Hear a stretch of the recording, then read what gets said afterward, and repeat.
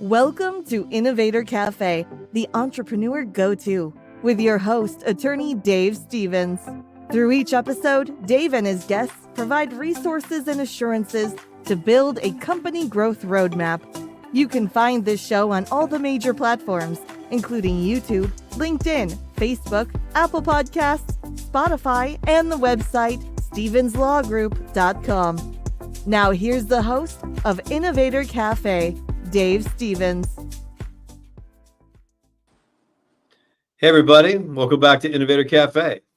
Today we're very lucky to have our guest Sean Collin, VP of Innovation for Elastic.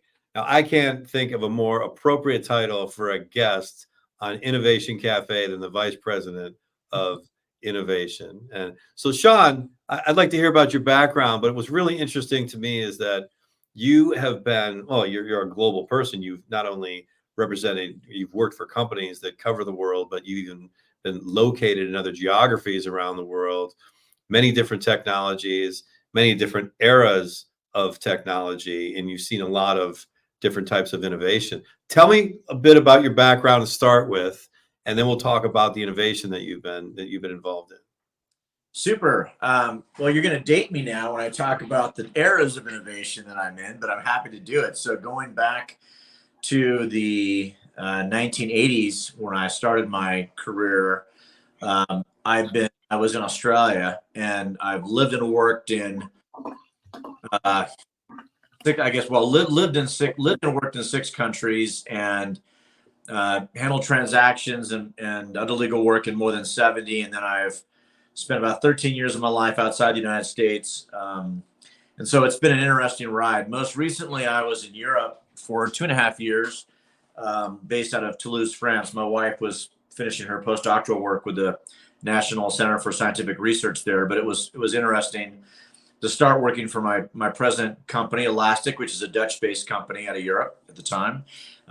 Prior to that, I worked and lived in Australia, out of Sydney, on 2 different stints, New Zealand, and then stints for various other times in China and Taiwan, briefly in Japan, and a lot of work out of other parts of Europe too. So I have seen a bit of it in terms of geography and living. Era-wise, going back to the 80s, I mean, for those on the call who remember Silicon Graphics, that was my first large Silicon Valley-based public company, and just phenomenal innovation and technology that I just so much enjoyed working with them. And then I got into the chip era big time, and then moved from chips into .com, I think is fair, or did both. And from there was a bit of a gap.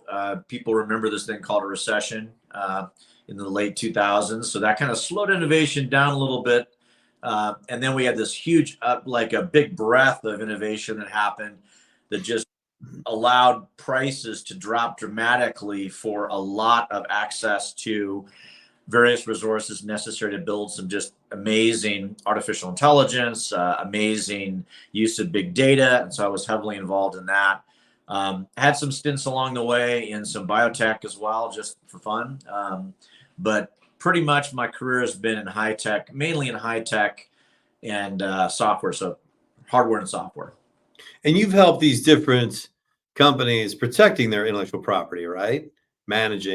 Protecting intellectual property. So you must have seen many different approaches to really, to me, it's like an attitude of when it comes to protection. You know, it's no different than your cybersecurity, right? How vigilant are you, and how, I don't know, how important really is it? How much does it really matter to the company? Tell me about how it was different in these different types of cultures and geographies where you live. That's a great question. There are very significant differences by culture, by geography, by era, as well as by virtue of the executive team and CLOs running the operation. So I would say inconsistency across that period of time we're talking about has been normative. Best practices in these areas has been emerging, and there's been just such tremendous change as a lawyer working in tech across those 30 plus years as well. I think that starting with the company management, I think that's probably number one in terms of how important things are, because the founder of a company or the management of a public company, they're going to be dictating what approach they want to take, what their value system looks like. And then they're going to turn to counsel, whether that's in-house counsel or outside counsel, to help them track a strategy aligned with what they're trying to do commercially. So that's the first big variable I found is what's that? What does that look like? And then you can move as counsel. I'm not saying you can't, your clients over to a best practice within their industry. But nevertheless, that starting point is key. So that's the first big variable. And second, culturally, there's massive difference. The U.S., depending on the industry, but by and large, has taken a far more aggressive view around portfolio management, not just in terms of patents, but all forms of intellectual property protection. Generally, some of that's based on our legal system. Some of that's based on the way we see industry. We raise money. A lot of the global startup businesses in tech, for better or for worse, have originated in the U.S. from a statistical standpoint. And venture capitalists, angels, private equity, they have a view. And the view has been emerging, but it's been consistent, which is if I'm going to give you money, you're going to show me assets. And so that's driven from an early stage some of the thinking of a lot of these founders or management teams. Europe, that's the case, but less so. I can remember back 25 years ago when a lot of East Asia didn't really care too much. Japan being the first sort of emergent variable on that. I was working in Taiwan when TSMC was really not a huge entity. And they were really one of the entities in that country that was saying, hey, we've got something here. We're really going to try to protect this. And look where they are today. So you have emerging companies in the space and IP that really kind of dictated the approach of their countries or their regions. China, of course, has changed dramatically since I was first there in 1984. That's really going to date me, right? So I worked in China, subsequently been back and forth a lot. China today is a dominant player. They've got a vigorous IP system. One can debate the merits of the fairness of that system, a separate topic. But in terms of innovation, they're all over it. They're absolutely followed the U.S. model in terms of trying to be IP-centric, IP-focused in terms of asset creation. And they're now excelling all over the world. I mean, if you look at statistics around patent filings and the changes over time, the variables over time, we're seeing major Asian countries out of Korea, major companies out of Korea, Taiwan, China, Japan, absolute huge players in terms of IP protection, IP licensing. So big changes over time in terms of just whether people thought there was value in it at all. My approach to intellectual property protection has always been informed by M&A because I first got involved in IP protection as an M&A lawyer, which is kind of back in the day. I'd like to say it was purposeful. It was accidental. It was line up the first year associates in the big law firm in Sydney, Australia called Mallison's, and put your hand up if you've worked in the area. And I put my hand up because I'd had a clerkship doing some IP and I'd done the class, right? Okay, you figure it out. You go in that conference room, pre-internet days, and figure out what the target company doesn't have. Yes, sir. How high, sir? I said in my suit. Went to the room. And I sat there with my notebook and I stared at a room, literally a conference room full of boxes. And I just couldn't figure out what the question was. So I went back to the M&A part. I said, I'm sorry, sir, I don't understand what you meant. He said, Sean, look at the countries they're doing business, look at the products they have, figure out the IP that doesn't cover it by jurisdiction, and then we lower the offering price. I'm like, oh, okay, I can do that. 3 weeks later, I emerged from the conference room with a 2 or 3 page list, handed it to him. The partner flipped through the list, looked at it and said, great, we'll lower the offering price by 28 million. And then off you go, Sean, right? That was my first introduction to IP. And I was like, wait a second. 3 things became very clear to me that day.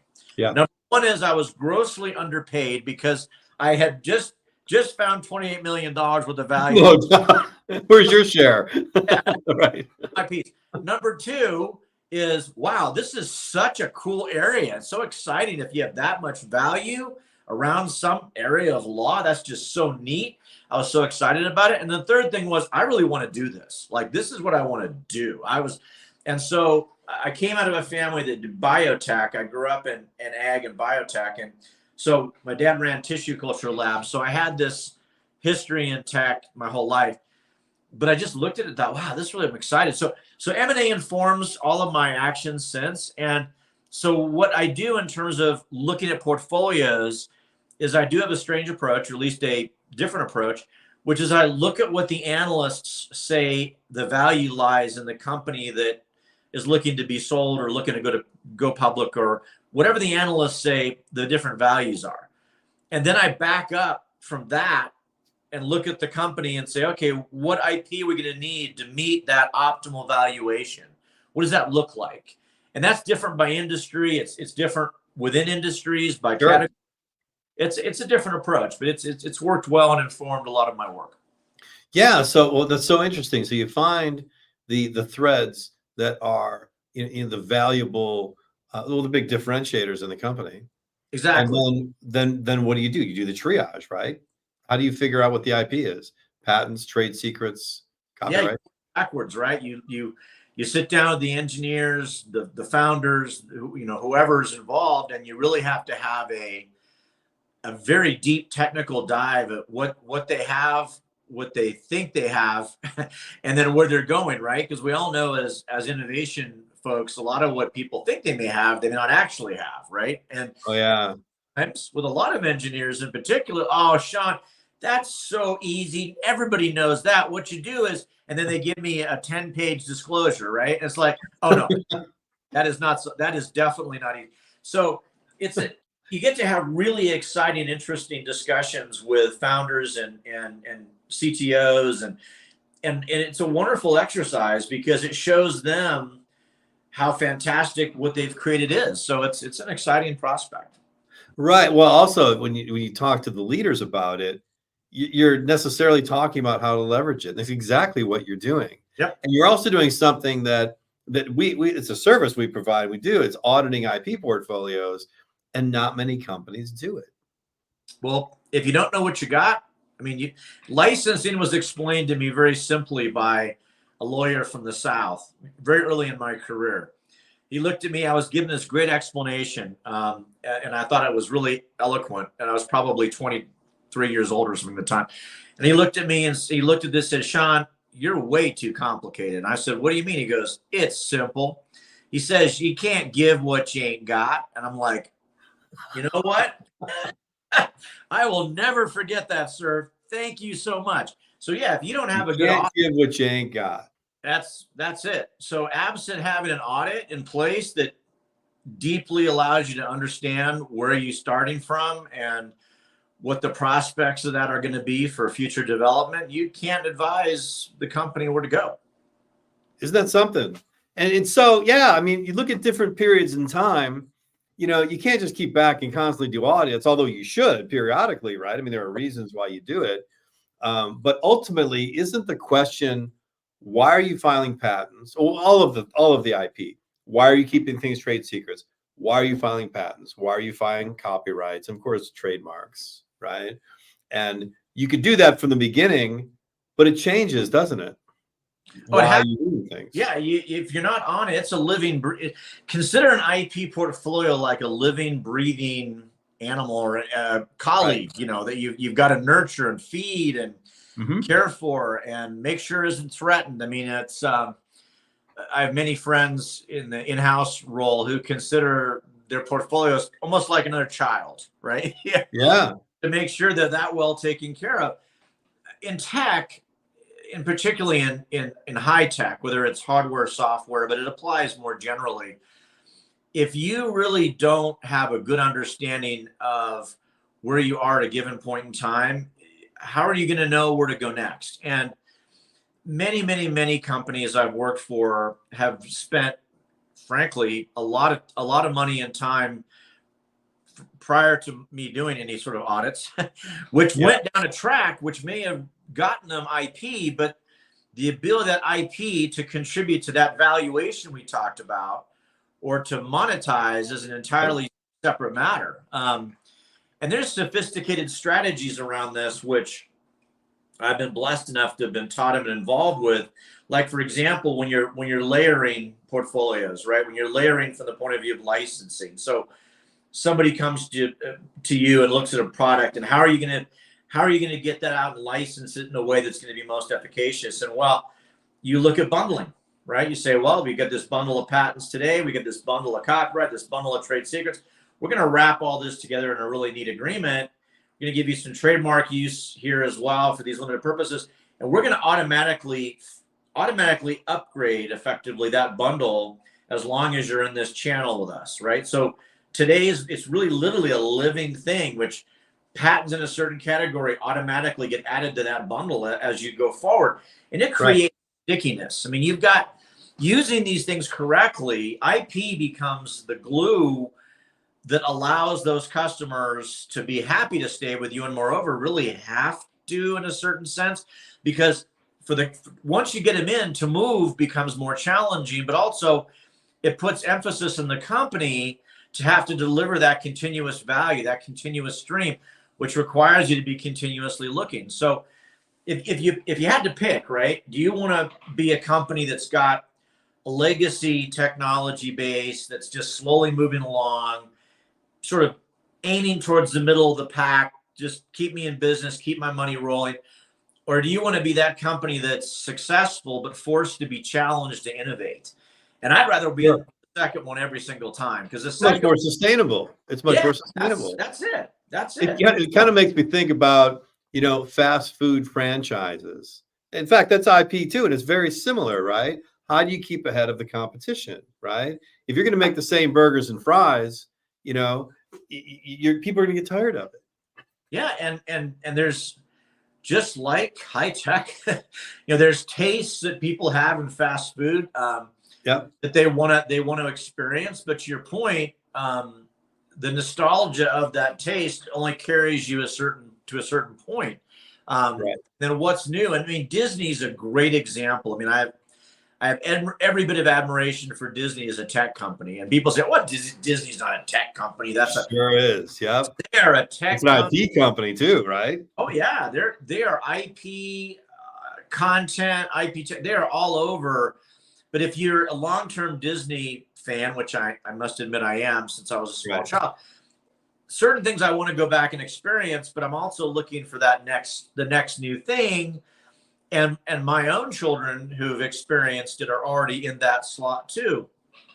So the combination of both is really what makes it work. And you can look at the history of some companies. I'll speak to ones I haven't worked for, because that way I'm clear from a professional conduct standard. But you look at Apple, right? And Apple's ups and downs, and what they've done and what they've ended up doing. Right. I mean, it's a great example. They were always innovative. Like, Apple's never had a moment they weren't innovative. The nature of their innovation changed over time. They went from being early days, we're going to create this net new, right? We're going to own the net new, to we're going to take something else off the shelf, like the little iPod that came. I think Sony licensed them, a little tiny for compression of music, right? And make that something mainstream, because we're going to bundle it with this other IP and create and productize it, and it's going to result in this tremendous outcome, and it did. So there's the strategy around not resting on what you have, but always being innovative. If you look at almost any successful company, not just tech company, there's always that additional element. Has to be. Sure. Well, it keeps it sustainable, right? Yeah. I mean, life cycles of companies, it's no different than a personality or a rock band, right? I mean, they have their moment, and unless you innovate yourself creatively, you're going to be something of yesteryear. Paul McCartney versus, pick a one-hit wonder, right? Exactly. I mean, I think Kiss, I don't know if those on the who are hearing this or watching this, but if you look at Kiss, and you look at their approach to marketing and licensing, right? They're a tremendously successful band today that were a few hit wonders way back in the 70s, But they've Right. taken How many albums?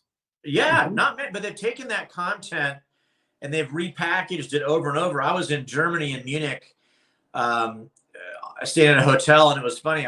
My wife had joined me for that trip, and there was a bunch of older-looking rock people in the foyer, and one kind of looked like Gene Simmons, and I just kind of walked past, right? And I said to my wife, "Man, Germany, they copy these American rock things all the time." No, it was Gene Simmons. I mean, he was there and he was doing the thing, and it's just very funny how it works. But if you look at that model versus others, you'll see the difference. And that's intellectual property. It's It it's is. marketing and it's property, It right? is. Personality, trademarks, brand.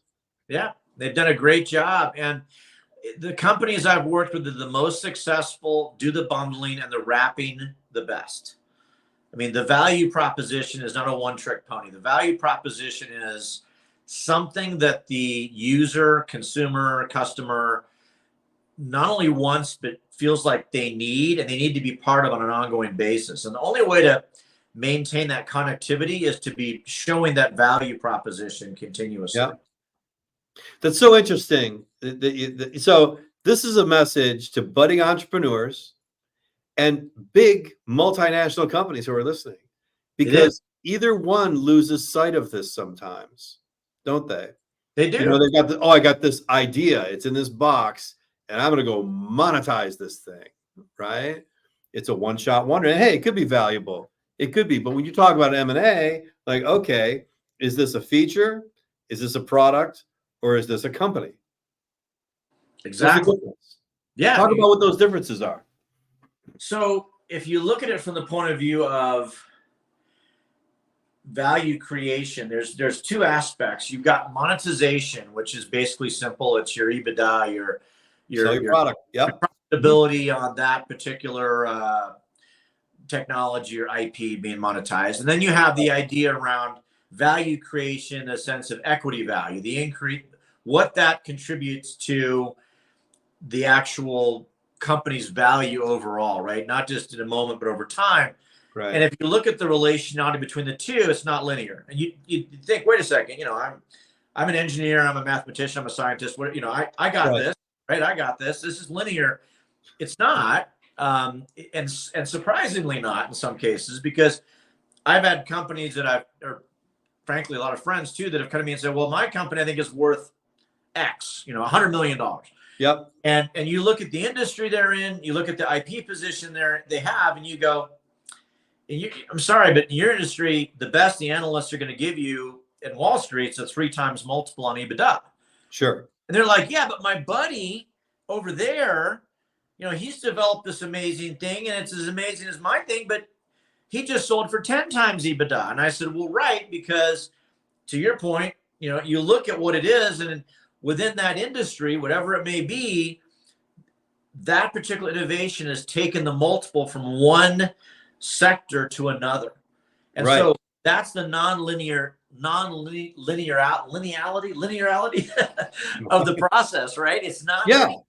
You've got to look at it. So a feature is something which can have tremendous value and drive that revenue, right? It could be the thing that just drives people to adopt a technology. It can be great, but generally that's a contributor, not the whole, to an EBITDA type equation. And then you look at, okay, is it a product? Certain products, products can become a company, but a product rarely sustains a company, right? You have to then have a value proposition beyond a singular product. There are examples in history of it being different than that, but by and large, you got to at least go to a bundle. It's got to be a product that then is enhanced by these other pieces.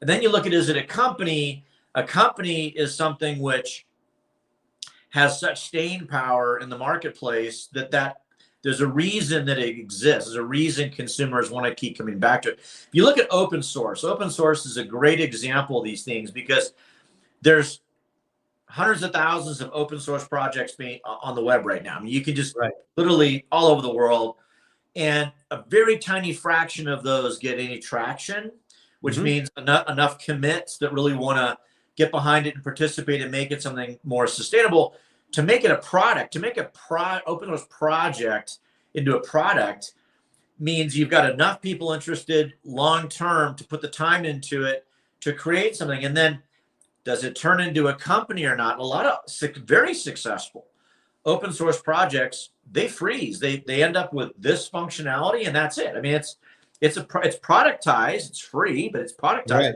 but it's not turned into a company. If you're going to look to that, there has to be that additional long-term value that the market wants to see, that innovation continuing in. So my company, The roadmap, right? What produces the roadmap? Yeah. What's the roadmap? And moreover, I have imagination as a user. What I want is the company going to be aligned with that imagination. All the wonderful things you can do. The company I'm with, Elastic, started out as an open source project, became a company, and then ultimately became a public company. And I remember watching a video of our founder, and this is not an infomercial, but it's just kind of a cute point. Shai Bannon, and he was, as he's walking off the stage at one of these big Silicon Valley events, he said, go build something amazing. Was this kind of a parting shot. And if you look at the reason that a company should exist, right? We're an infrastructure company, infrastructure software, but that's the point. I mean, the point is we exist so you can build something amazing. I mean, that's no kidding. We have amazing technology, but if you're an infrastructure, you're really providing others with that foundational construct necessary to go do what you need to do really, really well. Like, I love the word amazing. So I think a lot of innovation becomes serial too, in the sense that what we do is the foundation for tens of thousands of companies around the world being highly successful. And I'm not the founder. I did my own search startup, which did not become anywhere near as successful as the one I'm working for now.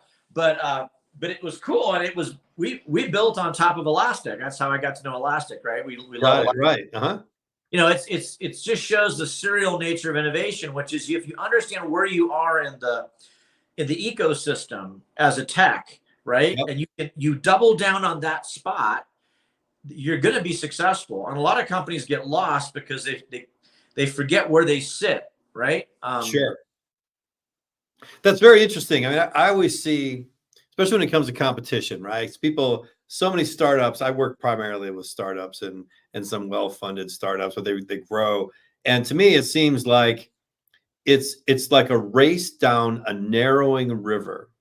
And when you're the first one on the river, everything's cool. Nobody's passing you, and you can clearly see where you're going. Then competition shows up. They can pass you. You can end up behind them, right? But and that's what gets you into the product. That's where competition shows, because they see where you're at. They can catch you. They can catch you. Now, IP can give you an edge on that, maybe exclude them from doing things, or at least make them take pause before they pass you, right? But the serial nature of it is, regardless of what path you're on, if you're going to jump to another tributary, that's what gives you sustainability. If you're able to do that, the ability to pick that up and go down a more fruitful path, a wider river, a faster river, right? And that's leadership, isn't it?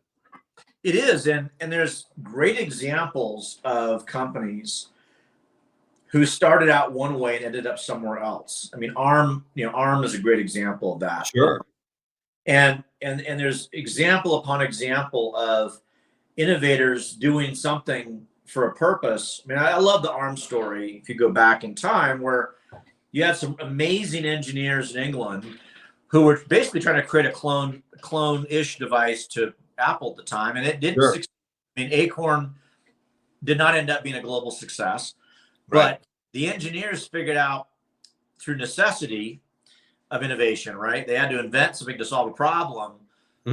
Hey, low power, highly configurable chips. That's something we need to do because that's efficient, right? That provides a platform for value creation. Let's do that. And they did, it so well. They're still doing it really well, right? And but it's the tributaries went. It's like the Amazon now. If you're ARM, right? There's tributaries everywhere. But they never forgot those principles, and they stayed with that. We have to innovate because it matters. Not we have to innovate because it's a good idea, or I want to get a paper out, or I want to file a patent, or I want to have 10 patents under my name, or, I mean, there's lots of individual motivations, but companies right. and leaders of companies get to create that culture. Sure. Arm's a really, really good example. And if you look at the leading companies, let's just pick a couple right now. There's Apple, NVIDIA. Yeah. Right? Yeah. What made NVIDIA different when they branched out from Intel? And what made Apple different from everybody else? Apple, they focused on the experience. Yep. Yeah. And that experience, I mean, that is the one thread that permeates all of their products and features and things.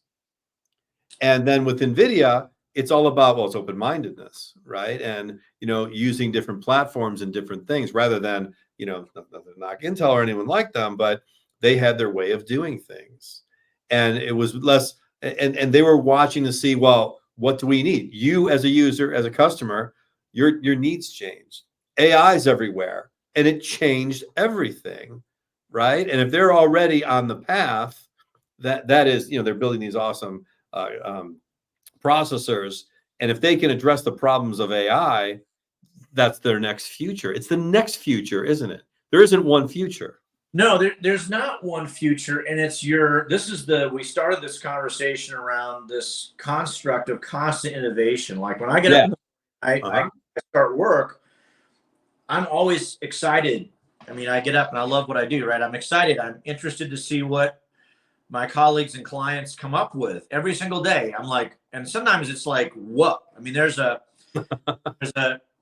big show happening in Silicon Valley here shortly, and I've seen what the company is going to announce. I'm like, I mean, with the background I have in these areas, I'm like, OMG, that's like, I mean, this is game-changing stuff. How cool and exciting is some of the things that these companies get to come up with, right? It's just, sure. It's show upon show. When anybody goes to a new show, whatever it may be, and they say, hey, I want to show you my new, I don't know, auto show, whatever, right? Whatever it may be, new whatever. I mean, there was the EV show that just happened. There was an article, and I think it was the FT, about how China is leading in these areas. Right.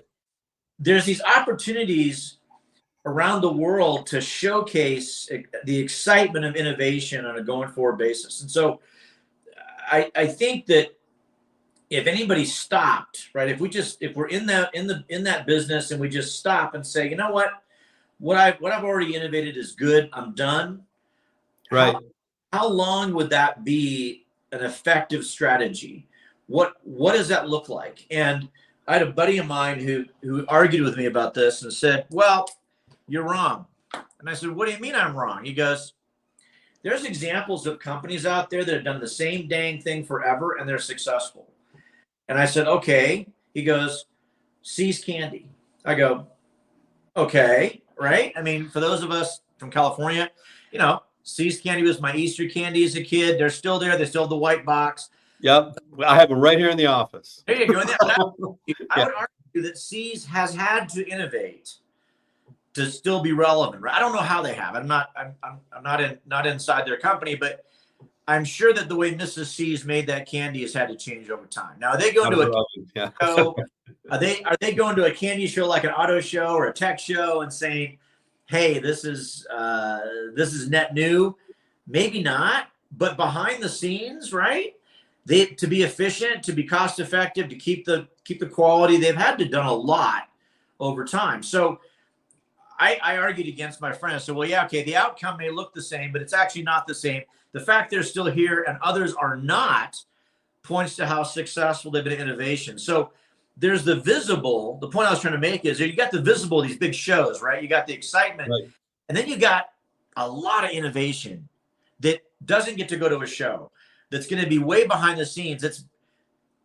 A lot of what I do is people think, oh, it's so boring, Sean. What you do is boring. Like, it's just incremental invention, or it's making a process more efficient, or it's bringing a process into best practice, or it's creating value in that process in such a fashion that it's more deliverable. There's less friction.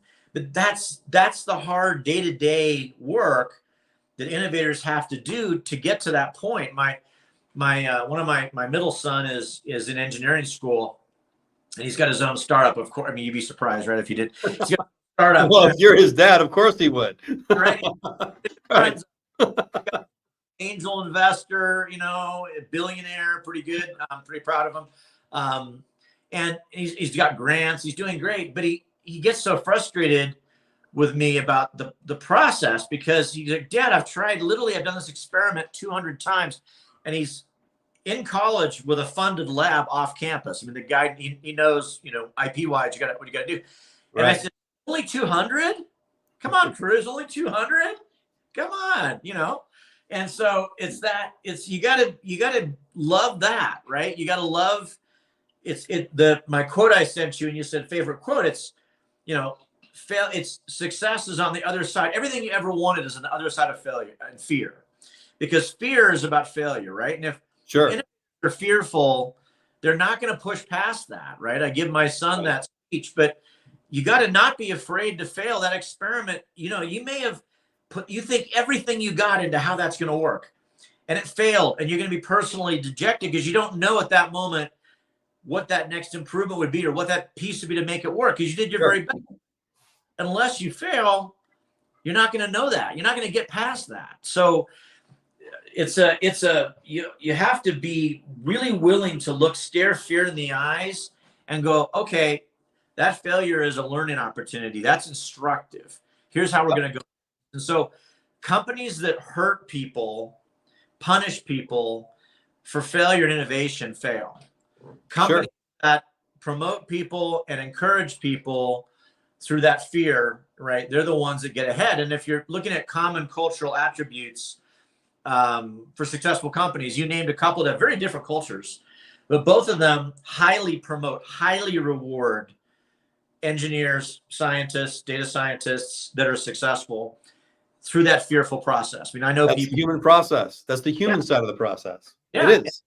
It's often ignored, but I know people, there's no trade secrets here. I know people in both companies, and they've told me this, right? That this is part of the culture is we're expected to try really hard. And we're expected, anybody who knows innovation knows it's not going to work the first time, hardly ever, or the 100th or the 200th or the whatever, right? And that's just the process. And so that's where it comes from, right? That's where the really good stuff comes from. You dig deep every day. Like many human processes we talk about, and I've heard you talk about this before, it even takes me back to Little League Baseball. 5-year, 6-, 7-year-old kids. It's the same thing. If you punish them for dropping the ball or missing the swing, what thing's going to happen the next time that they take that swing? They're going to do it with fear. They're going to hesitate. The adult humans are no different, aren't they? So they still need motivation. They need tender, loving care, don't they? Absolutely. And that cultural aspect, now there's plenty of entrepreneurs that will remain nameless because I don't want to point them out on a public podcast. But there's plenty of entrepreneurs who have a reputation for being not easy to work with or challenging personalities that tyrants, right? Well, and they drive, there's fear-based innovation, right? There's people that can create, big benefits that way. But I would argue that the company doesn't operate that way, because your reward system. So look at the individuals separate from the company. What's the structure they've created in a company that rewards that behavior, that incentivizes it? And sometimes when it's a really hard process, it's almost like you feel like you've done something more when it's more difficult. So no doubt, different to stimulating innovation can work, but ultimately I'm still of the view that however you get there, whether it's because people feel like if they're going to lose their job if they don't get there, or the reward for getting through the fear is the key. People have to feel like, hey, for whatever reason, I'm going to push through this, and I'm going to do this hard every single day to get there. I mean, it's pretty neat. No doubt. Yeah, I think it was even Adolf Hitler that said that fear is the best teacher. But it's been proven that it's only in the short term, right? People will work around that fear. In order to overcome that fear, they're going to work around you. And that might mean leaving your company. That could mean you have no company left, right? That's right. They'll leave your company, right? Yeah. You talked the other day, too, about you know, developing the problem statement. And I think this is really valuable, not just for not just for setting up your patent portfolio, because solutions are inventions. Solutions, they can be trade secrets, you can file patents. That's another discussion, right? But from an entrepreneur or a lawyer or someone who's developing an IP portfolio, it really is about developing a well-detailed problem statement, isn't it? Yeah, if you don't have to get to that excitement, right, where you heard me earlier talk about, I love it when I get so excited when people come up with really amazing things to go to market with. Yeah. And to get to that, you have to identify that problem. And my wife works in advanced research, which arguably isn't applied research, right? Pure research. But I look at what she's done. We talked a little bit earlier about it offline. A lot of the really breakthrough work that she's done ends up being what the part of that's applied. So when you're talking about what is the problem to be solved, that is the key. And then you think you solved it. Maybe what are the 10 pieces of that problem that need to be solved, right? So the problem statement is one thing. Refining the problem statement as you go through the innovation process is equally important. But if you don't have something that you want to solve for, you're not really going to have a great innovation. No, you can have solutions looking for problems. Yep. and I've done that. I mean, it's hard to do, right? Look at this fantastic thing we just came up with. And then you end up chasing that. You end up chasing it, right? And right. I remember back in the 90s, I was in LA and there was a startup that was doing this incredible screen. I've never seen anything like it since, by the way. There was like a see-through screen. It was huge, like a billboard size, that could be on a building, or it was incredible. And they were like, look at this amazing technology. What can we do with it? I was like, okay, that second part means we got a problem. So, right. Who wants 20-foot by 20-foot flat screen? I don't know, but it's cool. But right. There was a company that was called Savolta. I could talk about this because it's already kind of turned upside down, right? And they were able to prove, so, with IC design, CMOS is where everything is built. And I don't want to get into the weeds because we have entrepreneurs that will roll their eyes over when we start getting too propeller head, right?